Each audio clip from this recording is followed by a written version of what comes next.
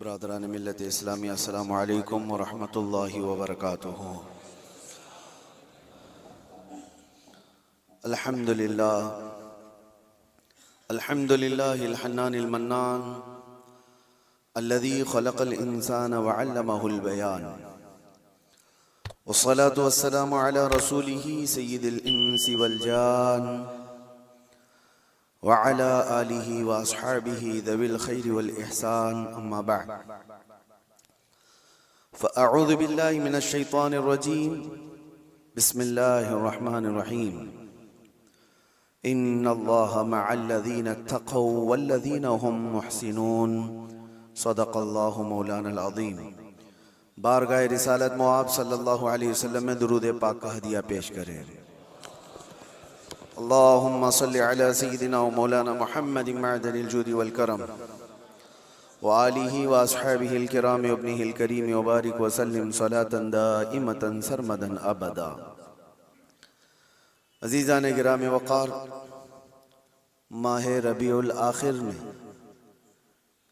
तकरीबन सुन्नियों के यहाँ खुशगवार मौसम इस माने में आता है कि इसको हमारे दरमियान गौसे पाक का महीना 11वीं के महीने के नाम से याद किया जाता है। मैं सब की बात नहीं कर रहा हूँ, सुन्नियों की बात कर रहा हूँ। और सरकार सैयदना अब्दुल कादिर जिलानी गौसुल आज़म बगदादी रज़ी अल्लाह तआला अन्हु के याद में तकरीबन पूरी दुनिया अपने अपने अंदाज से खिराज अकीदत पेश करती है, नियाज, इसाले सवाब, बहुत सारी बातें। आज मैं एक बात अर्ज करना चाहता हूं कि अल्लाह का वली कौन है। हम तो उन्हें सुल्तानुल औलिया कहते हैं। सुल्तानुल औलिया है क्योंकि अल्लाह तबारक व तआला के मुक़द्दस बंदों में कुछ वो हैं जिनको अल्लाह ताला ने अपनी महबूबियत के लिए चुन लिया है। अंबिया इकराम अलैहिमुस्सलाम का सिलसिला जब ख़त्म हुआ, हुजूर पाक सल्लल्लाहु अलैहि वसल्लम आखिरी नबी हैं, उनके बाद क़यामत तक कोई दूसरा नबी नहीं आएगा। तो नबियों के बाद नबियों का जो काम किया जाना है, उस काम को लेकर आगे बढ़ाने वाले उम्मत के वो सालिहीन को औलिया इकराम कहा जाता है। और वली होता कौन है? वली का कोई खास चेहरा, खास लिबास या कोई ऐसी चीज नहीं बताई गई, लेकिन कुरान ने कहा इन औलियाउहु इल्लल मुत्तकून, अल्लाह के वली सिर्फ वो होते हैं जो मुत्तकी होते हैं। और मुत्तकी कौन होता है? मुत्तकी किसको कहते हैं? तकवा वाला। यह अरबी का लफ्ज है। मुत्तकी किसको कहते हैं? उसकी बहुत सारी डेफिनेशन है। एक चीज मैं बताऊं, हुजूर पाक सल्लल्लाहु अलैहि वसल्लम ने फरमाया कुछ चीजें हलाल हैं, कुछ चीजें हराम हैं। हलाल भी सबको पता है ये हलाल है, हराम भी सबको पता है ये हराम है, जो वाज़ेह है, जिसमें कोई शक नहीं। लेकिन हलाल और हराम के बीच में कुछ चीजें ऐसी हैं जिनके बारे में शक होता है कि हलाल है कि नहीं है, हराम है या नहीं। तो फरमाया गया ऐसी शक वाली चीजों को छोड़ देने का नाम तकवा है। हराम चीजें छोड़ने का नाम नहीं। हराम चीजें छोड़ना तो मुसलमान के लिए जरूरी है। शराब नहीं पीता, चोरी नहीं करता, ज़िना नहीं करता, ये सारी चीजें नहीं करता, ये तो मुसलमान के लिए जरूरी है। लेकिन चंद वो चीजें हैं जो हराम और हलाल के बीच में मशकूक है, उन चीजों को भी छोड़ देने का नाम तकवा है। और तकवा दिल से होता है। तकवा दिल से होता है। इस तौर पर समझ लें कि हमेशा उसके सीने में अल्लाह का खौफ हो, हर घड़ी अल्लाह तबारक व तआला की खशियत हो, उसको तकवा कहा जाता है। तकवा। और तकवे के बगैर कोई वली नहीं होता। तकवा सबसे बड़ी चीज ये है कि तकवा कराता क्या है? ठंडियों में बिस्तर छोड़कर खड़ा हो जाता है बंदा अल्लाह की इबादत के लिए, तकवा है। रात के वक्त वो जब लोग सो रहे हों, ये रब ताला के हुजूर खड़ा हो जाता है, ये अल्लाह का खौफ उसको बिस्तरों से उठा देता है, ये तकवा है। अल्लाह का खौफ उसे ऐसी जगहों की तरफ देखने भी नहीं देता जिसको दुनिया आमतौर पर देखती है, ये तकवा है। अल्लाह का खौफ उसके सीने में, उसकी आंखें महफूज हैं, उसकी जुबान महफूज है, उसका दिल महफूज है, उसके हाथ पैर महफूज हैं गुनाहों से, ये तकवा है। और ये तकवे के साथ ही कोई अल्लाह का वली होता है। अल्लाह का वली वो नहीं कि लठ छोड़ करके रखा है बालों की, 10-10 अंगूठियां पहन के घूम रहा है और कोई भी बाबा बन करके लोगों को लूट रहा है, उसको लोग समझ लिए कि अल्लाह का वली है।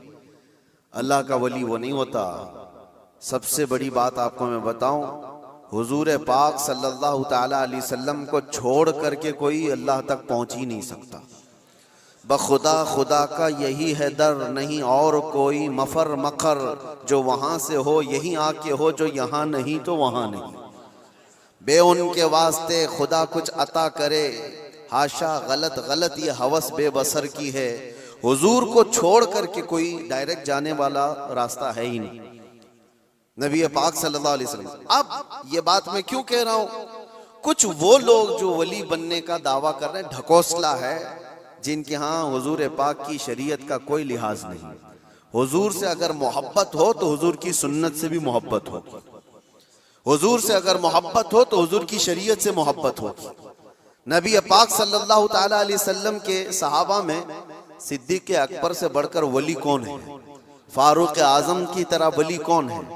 उस्मान गनी की तरह अल्लाह का वली कौन है? हैदर कर्रार तो शाह विलायत हैं, वलियों के सरदार हैं। तो मुझे आप बताओ, ये सहाबा में से कभी कोई ऐसा सहाबी जो रसूलुल्लाह की इक्तिदा करने में पीछे रह गया हो, कोई नमाज कज़ा करता हो, शरीयत की धज्जियां उड़ाता हो? कोई एक भी सहाबी आपको ऐसा नहीं मिलेगा, एक भी सहाबी नहीं मिलेगा। क्योंकि सबको पता है रसूल पाक सल्लल्लाहु अलैहि वसल्लम का दरवाजा छोड़कर अल्लाह तक नहीं पहुंच सकता, कोई नहीं पहुंच सकता। अब मैं यहां पर आपको एक मिसाल दे दूं कि बगदाद में एक बार ये मशहूर हो गया कि एक अल्लाह के वली दरियाए दजला के पास आए, बहुत इबादत करते हैं, बहुत तवज्जो से। गौसे पाक का जमाना है। सरकार गौसे पाक को जब ये खबर हुई कि एक कोई बड़े वली आए हैं दरियाए दजला के पास इबादत कर रहे हैं, तो आपने कहा अल्लाह के वलियों से मुलाकात ये अपने आप में एक इबादत है, मैं उनसे मुलाकात जरूर करूंगा। तो सरकार गौसे पाक भी चले गए दरियाए दजला के पास कि वो उस अल्लाह के वली से मैं मुलाकात करूं। जब वहां पहुंचे तो पता चला कि वो सुबह ही वहां से रुखसत हो गए थे, चले गए थे। गौसे पाक से उनकी मुलाकात नहीं हो पाई, लेकिन लोगों में मशहूर था, सारे लोग देख रहे थे, वो कंटिन्यू इबादत करते थे, मुसलसल इबादत करते थे। तो गौसे पाक रदी अल्लाह तआला अन्हु जब लोगों से पूछते हैं वो इबादत कहाँ करते थे, लोगों ने बताया वो जो जगह थी वो रेत पर जो है दरिया के किनारे जो रेती पड़ी हुई थी उसी पर इबादत करते थे। गौसे पाक गौर से निशानियां देखते हैं, उनके सजदों के निशान थे, उनके हाथों के पैरों के निशान थे। आपने गौर से देखने के बाद फिर कहा तुम लोग झूठे शख्स को अल्लाह का वली समझ लिए हो, वो कहां से अल्लाह का वली था, तुम लोग किसी को भी वली मान लेते हो। लोगों ने कहा आपने तो देखा नहीं और ऐसे ही आप कह रहे हैं, हम तो उनको मुसलसल इबादत करते हुए देख रहे थे, कोई नमाज कज़ा तो नहीं करते थे। गौसे पाक का मेयार देखें, किसको वो अल्लाह का वली समझते थे, कसौटी। सरकार गौसे पाक फरमाते तुमने देखा जरूर होगा, लेकिन मैं उनके निशानात देख रहा हूं, सजदे में जाने के हाथों के निशान यहां नजर आ रहे हैं। लोगों ने पूछा इससे क्या समझ में आया आपको? कहा देखो 10 उंगलियां रेत पर ऐसी खुली हुई पड़ी दिख रही हैं, और मेरा मानना यह है कि जब नबी पाक सल्लल्लाहु ताला अलैहि वसल्लम सजदा करते थे तो 10 उंगलियां मिली हुई होती थी। सजदे में हुजूर पाक सल्लल्लाहु अलैहि वसल्लम की उंगलियां मिली हुई होती थी, और ये शख्स जिसको तुम इबादत करता हुआ देख रहे हो उसकी उंगलियां पूरी फैली हुई हैं। जो हुजूर की सुन्नत पर अमल नहीं करता मेरे नजदीक वो वली हो नहीं सकता, वो वली नहीं हो सकता। एक सुन्नत को तर्क करने पर गौसे पाक फरमाते हैं कि मैं उसको नहीं मानता वली। अब आप अंदाजा करें, लोगों ने तो पता नहीं किसको किसको वली बना लिया है, कैसे कैसे बाबाओं के पीछे ये घूम रहे हैं। वो ऐसे बाबा जिनके नमाज का कोई ठिकाना नहीं, दिन भर कव्वाली में बैठे रहते, नमाज के बारे में पूछो तो कहेंगे मक्का में पढ़ते हैं, मदीने में पढ़ते हैं। कुछ वो भी हैं जो दिल की नमाजों की बात करते हैं। ये सब शैतान है। शैतान इस तरह के चेहरे बना करके उम्मत को गुमराह करता है। हमारे इलाके में एक मुरीद साहब आए हुए थे काफी साल पहले, किसी पीर साहब के। उन्होंने कहा था कि हमारे पीर साहब की नमाज अल्लाह ने माफ कर दिया है। मैंने पूछा था कि क्यों? कहा इतना तकवा हो गया, इतनी इबादत किए हैं कि उनको अब ये जाहिरी नमाज की जरूरत नहीं है, वो बातिनी नमाज पढ़ते हैं। मैंने उनको एक स्प्रे मारा था, वो अभी तक आए नहीं वापस। कहा शरीयत में 4 लोगों पर नमाज माफ है, 4 लोगों पर नमाज माफ है। नाबालिग बच्चा हो तो नमाज माफ है, अभी मतलब उस पर नमाज फर्ज ही नहीं हुई। दूसरे पागल हो, दिमागी नहीं है, तो भी नमाज माफ है। और तीसरे औरत की जो माहवारी आती हर महीने, हैज के दिनों में औरत को नमाज माफ है। चौथे बच्चे की विलादत हो जाए औरत, उसके बाद उसको निफास जो आता है वो 40 दिन तक भी हो सकता है मैक्सिमम, उतने दिन औरत को नमाज माफ है। ये 4 लोग हैं जिनको नमाज माफ है। मैंने मुरीद साहब से कहा था पीर साहब को पूछ लेना इन 4 में आप क्या हो। या तो तुम्हारा पीर नाबालिग होगा इसलिए नमाज माफ हो गई, या तो पागल होगा इसलिए माफ है, या तो फिर वो 2 कैटेगरी जो बड़ी डेंजर है। पूछ लेना मेरे अजीजों, गौसे पाक पर नमाज माफ नहीं हुई तो ऐरे गैरे नत्थु खेरे की बात क्या है। सुल्तानुल औलिया गौसे पाक रदी अल्लाह ताला अन्हु के साथ ये हुआ था। आप नमाज पढ़ रहे थे, बादल का टुकड़ा एक साया बन करके आपके ऊपर तारी हुआ और उससे आवाज आने लगी, ए अब्दुल कादिर, मैंने तुझ पर सारे हराम को हलाल कर दिया है, मैंने तुझे नमाज माफ कर दी है, तूने इतनी इबादत कर डाली। और जाहिर सी बात है ये 4 दिन लोगों में बैठ करके इबादत करके ये समझ लें कि मैं बहुत किया हूँ। गौसे पाक तो वो हैं जिन्होंने 15 साल तक एक पांव पर खड़े होकर रात भर नमाज पढ़ी है, और तकरीबन 40 साल उनकी इबादत के ऐसे गुजरे हैं कि एक अंगूर के दाने से सहरी करते थे और आधे गिलास पानी से इफ्तारी कर लिया करते थे। ये गौसे पाक की इबादत और मुजाहिदात इतने सालों के बाद अगर कोई कहे उनको तो बात तो ऐसी लगती है ना कि शायद दिमाग में ये बात आ जाए, हाँ इतने सालों की इबादत हुई, बादल के टुकड़े से आवाज आए कि अब्दुल कादिर मैंने सारे हराम हलाल कर दिए तुम पर और नमाजें माफ कर दी। लेकिन वो ऐसे वैसे लोगों की सोहबत पाए हुए और मौसमी तरीकों के वली नहीं थे। गौसे पाक रदी अल्लाह ताला अन्हु शान महबूबियत पर फाइज थे। आपने बरजस्ता कहा यह आवाज रहमान की नहीं है, ये शैतान की है। जब नबी पाक सल्लल्लाहु अलैहि वसल्लम पर नमाज माफ नहीं हुई तो मैं कौन होता हूं? अल्लाह के रसूल सल्लल्लाहु अलैहि वसल्लम जो साहबे शरीयत हैं, हुजूर ने नमाज नहीं छोड़ी और वो भी आखिरी वक्त तक। जानते हो रिवायात में मौजूद है उस वक्त रसूलुल्लाह सल्लल्लाहु अलैहि वसल्लम हुजरे से बाहर आ रहे थे जब आपकी वफात को चंद ही दिन बाकी थे। हुजूर की वफात को, हुजूर के इंतकाल को चंद दिन बाकी थे। हजरत अबू बकर सिद्दीक इमामत कर रहे थे, लेकिन उसके बावजूद रसूल पाक सल्लल्लाहु अलैहि वसल्लम सख्त अलालत के बाद हुजरे से बाहर तशरीफ लाए थे। इस हालत में कि रिवायात में मौजूद है हुजूर 2 सहाबा के कंधों पर हाथ रख करके बाहर आ रहे थे, पैर जमीन पर नहीं लग रहे थे। इस कदर शिद्दत की तकलीफ के साथ भी नबी पाक सल्लल्लाहु अलैहि वसल्लम मस्जिद में तशरीफ ला रहे हैं और यहाँ मुर्ग मुसल्लम तोड़ते हुए बैठे हुए वो पीर कहते हैं कि हमारे लिए नमाज माफ है।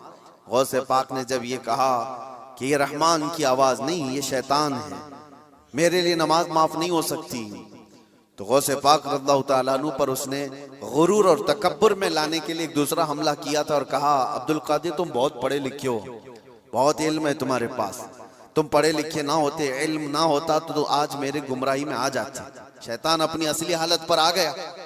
कहा ठीक है तुमने मुझे पहचान लिया लेकिन तुम बहुत पढ़े लिखे हो, तुम्हारा इल्म इतना है कि तुम बच गए।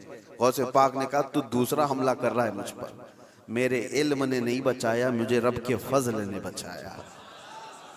यहां पर भी आदमी बहक सकता है, अगर हाँ कह दिया कि हाँ मैं तो पढ़ा लिखा हूं, मैं बहुत इल्म वाला हूं, इसीलिए बहुत सारे इल्म वाले भी भस्म हो गए, इल्म वाले भी बहक गए। इल्म के साथ रब का फजल है तो फिर वो बच जाता है। मेरे अजीजों, अर्ज ये करना है कि हुजूर पाक सल्लल्लाहु अलैहि वसल्लम की शरीयत को छोड़ करके कोई वली नहीं हो सकता। गौसे पाक रज़ियल्लाहु ताला अन्हु की 11वीं करने वाले, नियाज करने वाले, सबसे मेरा एक ही कहना है और सबके लिए एक मैसेज है कि तुम्हारी 11वीं, तुम्हारे खिचड़े, तुम्हारे नियाज ये फर्ज नहीं, ना ही वाजिब हैं, मुस्तहब के दर्जे में आ सकते हैं, लेकिन फजर की नमाज से लेकर इशा की नमाज तक फर्ज ये तुम्हारे ऊपर ऐसा जरूरी है कि इस चीज के लिए कोई माफी नहीं है। एक साल तुमने देग नहीं बनाई, नियाज नहीं की, तो कयामत के दिन नहीं पूछा जाएगा कि तुम गौसे पाक की फातिहा करते थे कि नहीं करते थे। ये सवाल नहीं होगा, लेकिन ये सवाल जरूर होगा कि फजर में उठे क्यों नहीं थे। ये सवाल जरूर होगा इतनी नमाजें कज़ा क्यों हुई तुमसे। मेरे अजीजों, नवाफिल और मुस्तहब्बात में पड़ी हुई ये उम्मत, मैं मना नहीं करता, आप शौक से, हम भी करते गौसे पाक रज़ियल्लाहु ताला अन्हु के दरबार में इसाले सवाब के लिए, मरहुमीन के लिए हम नियाज, फातिहा, सारी चीजें करते हैं, लेकिन इसका मतलब ये नहीं है कि कुल वही है और अल्लाह तबारक व तआला की ये इबादतें कुछ माना नहीं रखती। नमाज नहीं है, कुरान नहीं है। अजीजा ने गिरामी, मैं उन लोगों से पूछता हूं जो 2-2, 3-3 घंटे कव्वालियों पर रक्स करते हैं, कुरान की एक सूरे भी तो सुन के दिखाओ। वो रब का कलाम है, अल्लाह का कलाम है। किसी कारी कुरान से तुम किरत सुन करके झूमो, फिर पता चले कि ईमान तुम्हारे दिल में कितना है। ढोल बाजों पर रक्स करने वाली कौम, ईमान से अगर ताल्लुक है तो इन खुराफात में नहीं जा सकता कभी। ईमान मजबूत करो, औलिया कामिलीन की जमात से वाबस्ता रहना ये जरूरी है, लेकिन उसका मतलब सिर्फ ये नहीं जो बनाया गया है। हम सुन्नियों पर एक बड़ा इल्जाम ये लगाया जाता है कि ये सिर्फ चादर, गागर, जुलूस, फातिहा, नियाज, 11वीं वाले लोग हैं। मेरे अजीजों, वो एक पार्ट है। जालिमों ने जिस तरह का ये हमारे ऊपर इल्जाम लगा कर रखा है कि ये सजदे करने वाले लोग हैं, कब्र की पूजा करने वाले लोग हैं, और मज़ारात औलिया पर जाकर शिर्क व बिदअत करने वाले लोग हैं, दुनिया को ये फैला करके रखा गया। हम उससे बरात का इजहार करते हैं। हम सुन्नी मजार को सजदा तो छोड़ो, हम रसूल को भी सजदा नहीं करते। सजदा सिर्फ और सिर्फ अल्लाह वहदहु ला शरीक के लिए है, इबादत सिर्फ अल्लाह रब्बुल इज्जत के लिए है। सजदा तो दूर की बात, झुकना भी जायज नहीं है, झुकना भी जायज नहीं। हम इस अकीदे के हामिल हैं, अल्हम्दुलिल्लाह। मज़ारात पर जाते हैं तो शिर्क व बिदअत के लिए नहीं, मेरे मुस्तफ़ा के फरमान पर जाते हैं, हुजूर पाक सल्लल्लाहु अलैहि वसल्लम के फरमान की बुनियाद पर जाते हैं। और रही बात औलिया कामिलीन के मज़ारात पर जाकर दुआ करना, ये कुरान से हम अखज़ करते हैं कि सैयदना ज़करिया अलैहिस्सलाम, ज़करिया अलैहिस्सलाम अल्लाह के नबी हैं। पता है, बैतुल मुक़द्दस के इमाम, कुरान में है 3 पारे में, सूरह आले इमरान, आप पढ़ करके देखना। उनको औलाद नहीं थी, 90 साल की करीब उम्र हो गई थी, लेकिन उसी वक्त बैतुल मुक़द्दस में हजरत बीबी मरियम को लाया गया था। हजरत बीबी मरियम का भी मामला ऐसा है, उनकी वालदा मन्नत करी थी, उनके वालिद इमरान, उनकी वालदा हन्ना, उनको भी औलाद नहीं थी। उन्होंने मन्नत की थी कि अल्लाह अगर हमको तू बेटा दे तो हम बैतुल मुक़द्दस की खिदमत में वक्फ करेंगे। बेटा नहीं हुआ, बेटी हुई। मन्नत के मुताबिक उन्होंने अपनी बेटी का नाम मरियम रखा और ला करके बैतुल मुक़द्दस में वक्फ कर दिया बचपन में। तो किसको दिया जाएगा? जो बैतुल मुक़द्दस के इमाम थे, मुतवल्ली थे, हजरत ज़करिया अलैहिस्सलाम, उनके हाथ में दिया गया कि बच्ची वक्फ है। हजरत ज़करिया अलैहिस्सलाम ने कबूल किया और एक मेहराब में बच्ची को रखते थे। कुरान में ये जिक्र है, मैं बता रहा हूं आपको। और हजरत ज़करिया अलैहिस्सलाम कहते हैं, कुल्लमा दखल अलैहा ज़करिया अल मिहराब वजद इंदहा रिज़्क़ा क़ालत या मरियम अन्ना लकी हाज़ा क़ालत हुवा मिन इंदिल्लाह इन्नल्लाह यरज़ुक़ु मन यशाअ बिग़ैरि हिसाब। जब जब हजरत ज़करिया अलैहिस्सलाम मेहराब मरियम में जाते तो कहते हैं किस्म किस्म के फल वहां पर रखे हुए पाते थे। तो हजरत ज़करिया पूछते, मरियम ये सब तेरे पास कहां से आता है? हजरत मरियम कहती है, सब अल्लाह की तरफ से है, अल्लाह जिसे चाहे बेहिसाब रिज़्क़ देता है। मरियम कौन है? नबी नहीं है। हजरत मरियम हाँ अल्लाह की वलियां हैं, पाकीज़ा मुक़द्दस हस्ती। लेकिन उनको अल्लाह तबारक व तआला ने वो करामात से नवाजा था, वो बचपन में फल वगैरह उनको रिस्क के तौर पर पहुंच रहा था। इसके बाद की जो आयत है, अब सुनो, इसके बाद ये जो वाकया है, उसके बाद की आयत कुरान पाक में सूरह आले इमरान में रब ताला फरमाता है, हुनालिका दआ ज़करिया रब्बह क़ाल रब्बि हबली मिन लदुनका ज़ुर्रियतन तय्यिबतन इन्नका समीउद दुआ। ज़करिया अलैहिस्सलाम को भी औलाद नहीं थी, तो उसी मरियम के मेहराब में खड़े हो गए जहां बीबी मरियम थी, कहा ऐ अल्लाह मुझे भी एक बेटा अता कर दे। हुनालिका दआ ज़करिया रब्बा, ये कुरान की आयत है। ज़करिया अलैहिस्सलाम ने अपने रब से दुआ की, अल्लाह मुझे भी एक बेटा दे दे, तेरी जानिब से नेक और साले बेटा अता कर दे। अब ये दुआ तो हो गई, और कुरान में उसके फौरन बाद आयत है, फनादतहुल मलाइकतु व हुवा काइमुन युसल्ली फिल मिहराब अन्नल्लाह युबश्शिरुका बियहया। उसी वक्त अल्लाह के फरिश्तों ने बशारत दे दी ज़करिया अलैहिस्सलाम को, तुम्हारी दुआ कबूल हो गई और यहया अलैहिस्सलाम की शक्ल में तुम्हें बेटा मिलने वाला है। इतनी तेज दुआ। अब मैं आपको बताता हूं ये आयत मैं क्यों पढ़ रहा हूं और क्यों आपके सामने रख रहा हूं। ज़करिया अलैहिस्सलाम खुद अल्लाह के नबी, और जहां के इमाम है वो बैतुल मुक़द्दस है, दुनिया का सबसे मुक़द्दस तरीन मकाम। उस वक्त बैतुल मुक़द्दस में हजरत ज़करिया अलैहिस्सलाम जहां इबादत करते थे वहीं पे दुआ भी तो कर सकते थे, वहीं पर दुआ कर सकते थे, लेकिन कुरान ये कहता है वो मेहराब मरियम में आकर के दुआ कर रहे हैं।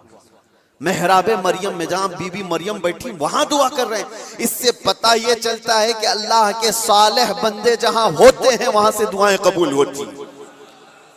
पता चला जहां नेक और सालेह अल्लाह के वली रहा करते हैं वहां से जब नबी की दुआ कबूल होती है तो फिर उम्मती की क्यों नहीं कबूल होती। और फौरन दुआ कबूल हुई और बेटा भी मिला। अब ये लोग कहते हैं गरीब नवाज के यहाँ जाते हैं तो क्या बेटा मिलता है, बेटी मिलती है, औलाद मांगने जाते हैं। जालिमो तुम्हें पता नहीं, ज़करिया अलैहिस्सलाम बीबी मरियम के पास खड़े होकर बेटा मांगे थे तो बेटा नबी की शक्ल में मिला था। हाँ, ये नहीं है कि वो बीबी मरियम से मांग रहे थे, वो अल्लाह से मांग रहे थे। लेकिन जगह कौन सी है, जगह का भी असर होता है।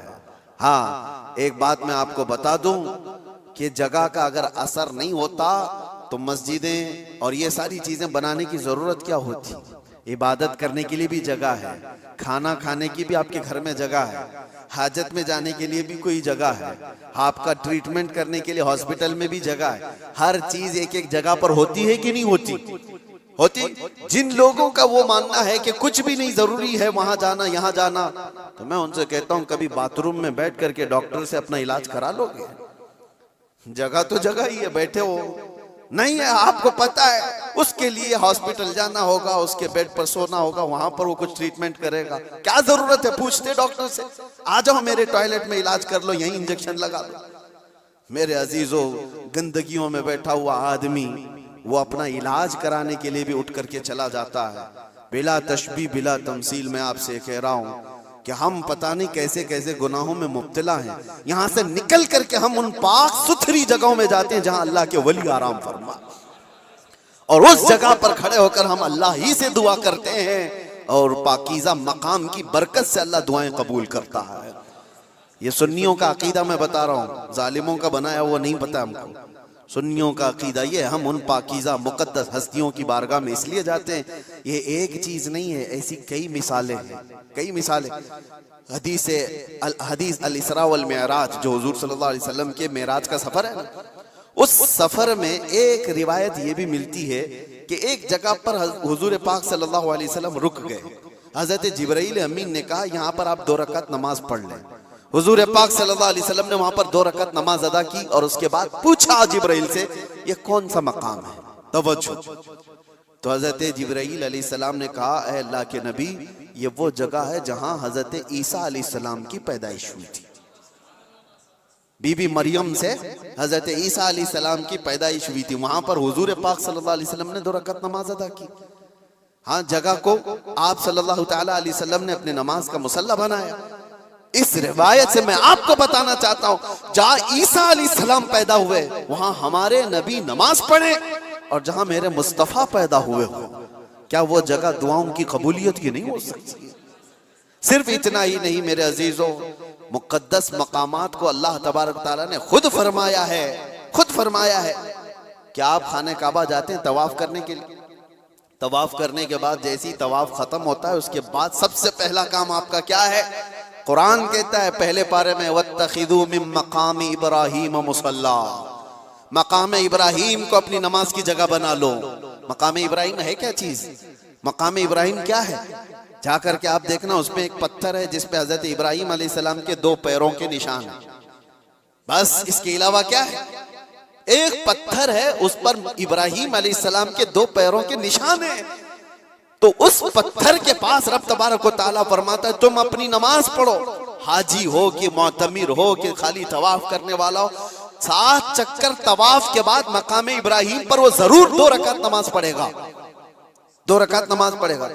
इनको पता नहीं, जो एतराज करने वाले वो पूछते नहीं कि पत्थर को इबादत कर रहे हैं लोग, यहाँ पे पत्थर को सजदा करने जा रहे हैं। नहीं जालिमो, पत्थर को सजदा नहीं कर रहे, ये रहमान का हुक्म है, रहमान का हुक्म है। इसलिए हुक्म है कि वो पत्थर अब अफजल हो गया जिस पर अल्लाह के नबी के पैरों के निशान हैं, जिस पर खड़े होकर इब्राहिम अलैहिस्सलाम ने पूरे काबे की इमारत तामीर की थी, वो पत्थर अफजल हो गया। अब आप सोचो, पत्थर खड़े होने वाले नबी की वजह से अफजल है, तो फिर वो नबी कितने अफजल हैं? हाँ, उनके कदम कितने अफजल हैं। हम तबर्रुकात वाले लोग हैं, इसलिए हम उनकी नहीं मानते। हम तो छोटी सी भी कोई चीज निस्बत की मिलती है तो हम उसको एहतराम से सर आंखों पर रखते हैं।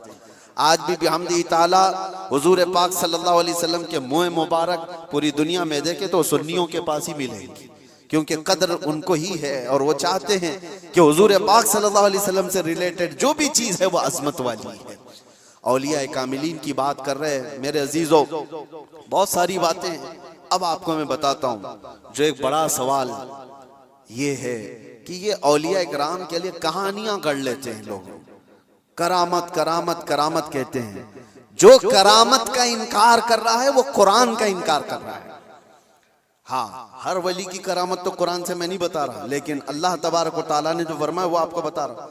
हमने कहा गौसे पाक रज़ी अल्लाह तआला अन्हु, अब चंद बातें मैं सरकार गौसे पाक की बताकर इस एतराज का जवाब देता हूँ।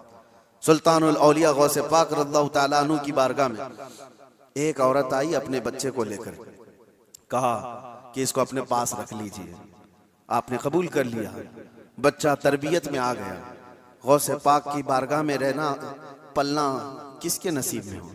चंद महीनों के बाद वो खातून आई, अपने बेटे को देखा, बहुत दुबला पतला, बिल्कुल कांडी हो गया, हड्डियां निकल गई है।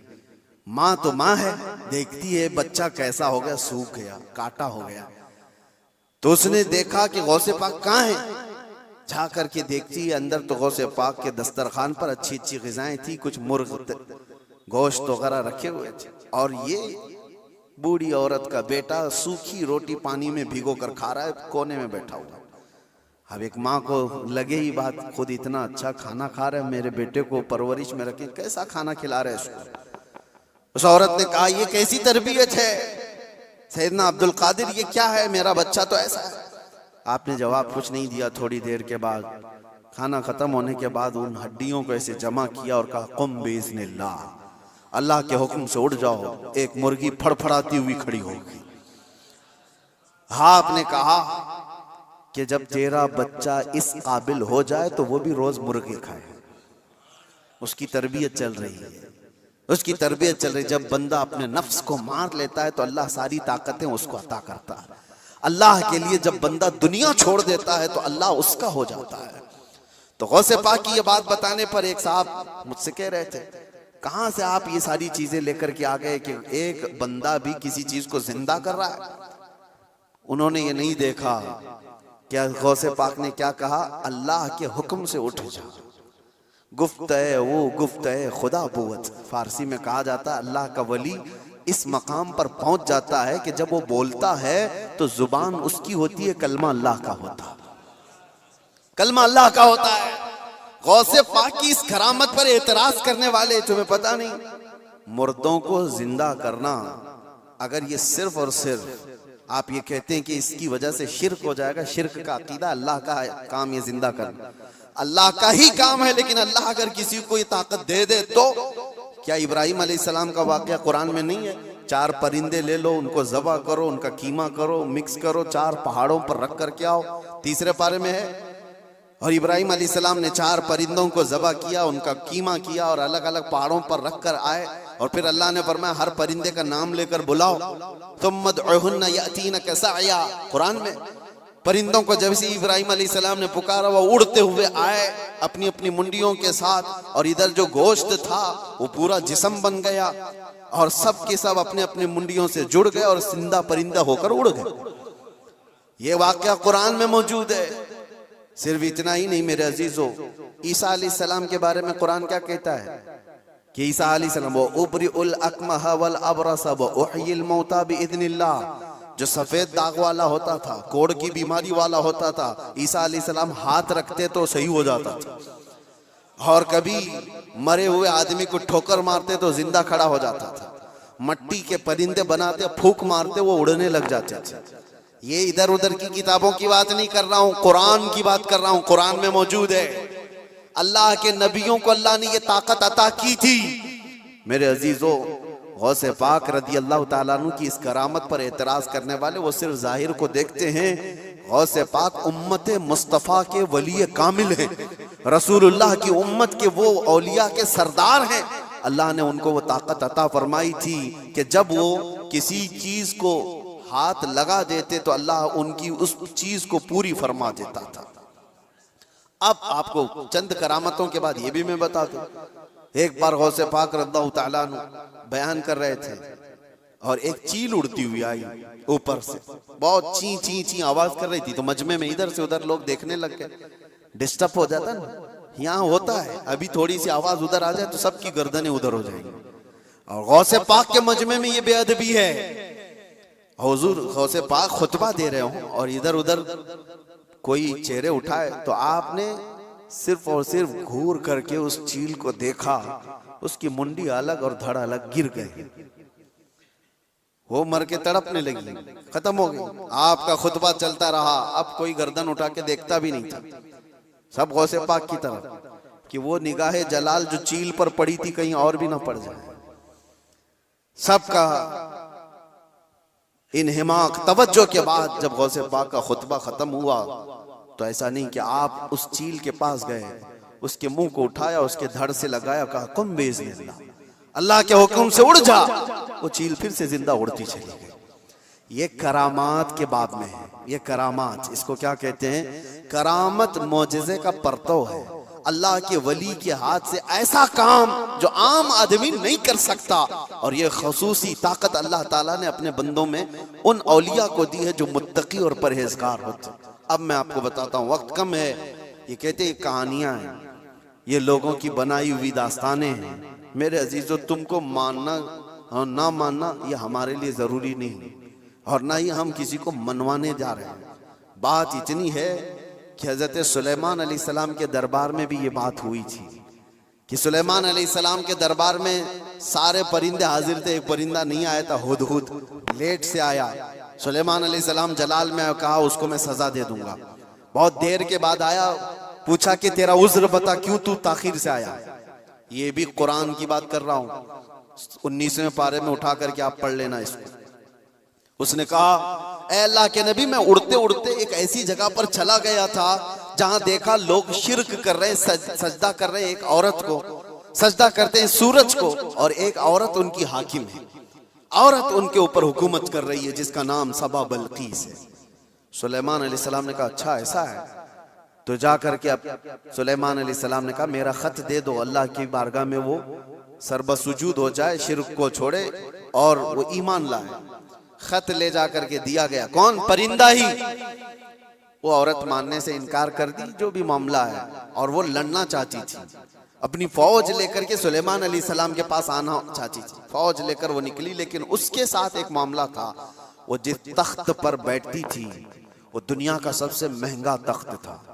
ऐसा तख्त था कि सोने और चांदी से जड़ा हुआ, हीरे कीमती उस पे लगे हुए, और उस तख्त की हिफाजत के लिए 7 दरवाजे बने हुए थे। हर दरवाजे पर संतरी पहरेदार खड़े। सुलेमान अलैहिस्सलाम को ये बात हुदहुद ने बताई, लेकिन ये तो जिक्र कुरान में इसका नहीं है। लेकिन सुलेमान अलैहिस्सलाम को ये मालूम था कि उसका तख्त है, वो गैब के जानने वाले को ही नबी कहा जाता है। आपने सिर्फ अपने मजमे में इतना कहा, सुना है बल्कीस अपने यहां से निकली। बल्कीस कहां रहती थी? यमन में। सुलेमान अलैहिस्सलाम कहां रहते थे? फिलिस्तीन में। आप डिस्टेंस आज के जमाने में भी नाप के देख लेना कितने किलोमीटर का है। यमन कहां है और फिलिस्तीन कहां है। सुलेमान अलैहिस्सलाम ने अपने मजमे में सिर्फ इतना कहा, कोई है जो बल्कीस के आने से पहले वो तख्त मेरे पास लेकर आ जाए। जो तख्त हिफाजत में है, 80 गज लंबा, 40 गज चौड़ा, छोटा मोटा नहीं, 80 गज लंबा, 40 गज चौड़ा और उतना ही मोटा। तो सुलेमान अलैहिस्सलाम ने जब ये कहा तो किसने जवाब दिया सबसे पहले? वो भी कुरान में, क़ाल इफ़रीतुम मिनल जिन्नि अना आतीक बिही क़ब्ल अन तक़ूम मिन मक़ामिक। एक जिन खड़ा हुआ, जिन्नात जो मुवक्किल हाजिर करने के लिए बाबा लोग चिल्ले कर रहे हैं, उनको भी बयान कर रहा हूं मैं। कुछ लोग ये समझते हैं जिन्नात मिल जाना चाहिए, हाथ में वो कर दूंगा, ये कर दूंगा। जिन्नात हाथ में आ गए तो पूरी बैंक लूट लूंगा, जिन को लगा दूंगा, थैले भर भर के पैसे ला कर दे देगा। जिन की हैसियत क्या है तुम्हें पता भी नहीं, किसी दिन उठा के तुमको ही पटक देगा। जिन क्या कहता है कुरान में है, ऐ अल्लाह के नबी मैं ला के दूंगा, वो तख्त मैं ला करके दूंगा। कब तक? आपकी ये मजलिस खत्म होने से पहले। अभी अगर मजमे में कोई मुझसे कह दे कि हज़रत जुम्मा की आपका बयान होने से पहले मैं एक काम कर दूंगा, तो आपको समझ में आ जाएगा कितना टाइम है। बस 4-5 मिनट की बात होगी। उस जिन ने कहा, अच्छा ये सुनने के बाद आपको भी लग रहा होगा जिन ने कहा है तो ठीक है, ला के दे सकता है। जिन्नात की ताकत सबके दिमागों में बैठी हुई है। जिन तो मतलब जिन है, यहां से उड़ा उधर पहुंचा, उधर से उड़ा इधर पहुंचा, यही दिमाग में है ना। कुछ भी कर सकता है जिन, ये सबके दिमाग में है। लेकिन सुलेमान अलैहिस्सलाम ने उस जिन से कहा, नहीं, इससे भी जल्दी कोई ला सकता है। दूसरा जिन नहीं खड़ा हुआ, क्या इस जिन को इतनी ताकत नहीं है, मैं ला सकता हूं। दूसरा जिन नहीं खड़ा हुआ। कुरान कहता है, क़ाल अल्लज़ी इंदहु इल्मुम मिनल किताब, किताब का इल्म जिसके पास था, अल्लाह का एक वली खड़ा हुआ सुलेमान अलैहिस्सलाम की उम्मत में। वो कहता है अल्लाह का वली, जिनका नाम आसिफ बिन बरकिया बताया जाता है। उन्होंने कहा, अना आती कभी क़ब्ल अन यरतद्द इलैका तरफुक, ऐ अल्लाह के नबी मैं वो तख्त लाऊंगा। कितनी देर में? कहा कि आपकी पलक झपकने से पहले। और फिर कुरान कहता है, फलम्मा रआहु मुस्तक़िर्रन इंदहु। सुलेमान अलैहिस्सलाम की बात कंप्लीट भी नहीं हुई थी, आपने पलट कर देखा तो वो तख्त वहां हाजिर था। कौन लाया? सुलेमान अलैहिस्सलाम खुद नबी हैं, उनका पावर अपनी जगह पर, लेकिन लाने वाला नबी नहीं था, वो उस उम्मत का वली था। किस उम्मत का? बनी इसराइल में है। सुलेमान अलैहिस्सलाम बनी इसराइल के नबी हैं। बनी इसराइल के एक उम्मती वली ने वो तख्त पलक झपकने से पहले हाजिर कर दिया। 1000 किलोमीटर से भी ज्यादा का डिस्टेंस है यमन और फिलिस्तीन में, ज्यादा है, उससे ज्यादा है। और तख्त पलक झपकने से पहले लाकर हाजिर कर दिया।